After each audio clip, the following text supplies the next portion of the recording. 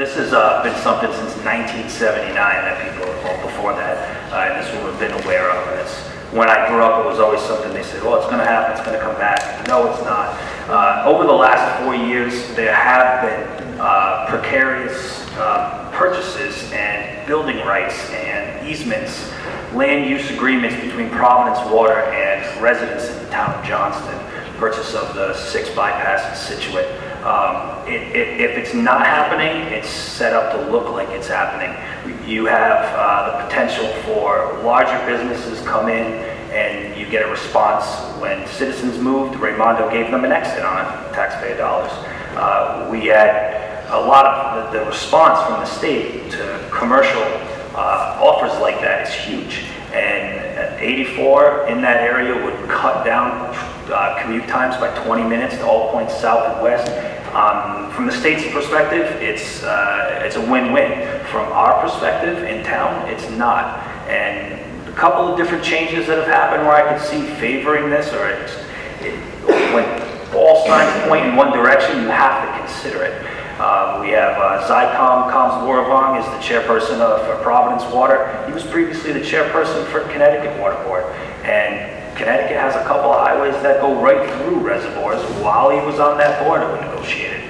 So when something like that happens, you have to pay attention, because it could be something you have to worry about, and it could just be something we have to deal with, or our parents and grandparents remember dealing with it in the 70s. You may have to shoot this down 4 or 5 more times before my generation expires.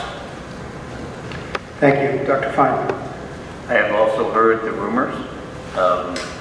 Been well educated by James Stafford. It's helped a good bit.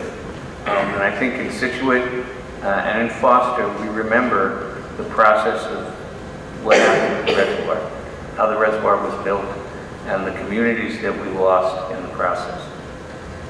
So for me, the challenge is how we defend ourselves. And for me, the opportunity is to build the rural caucus that I talked about, so that we have enough political leverage to defend ourselves effectively, not like the last time. Thank you. Mr. Stein?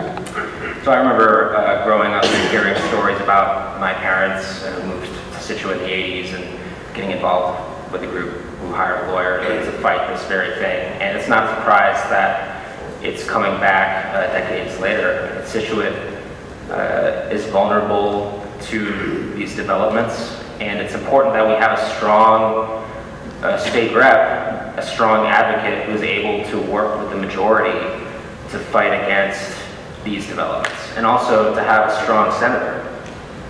We need a multi-pronged approach to prevent this from happening, because it's just going to keep coming back year after year. And the reservoir is something that we need to protect from these interstate highways, runoff, commercial development around that. So this is something we really need to look at.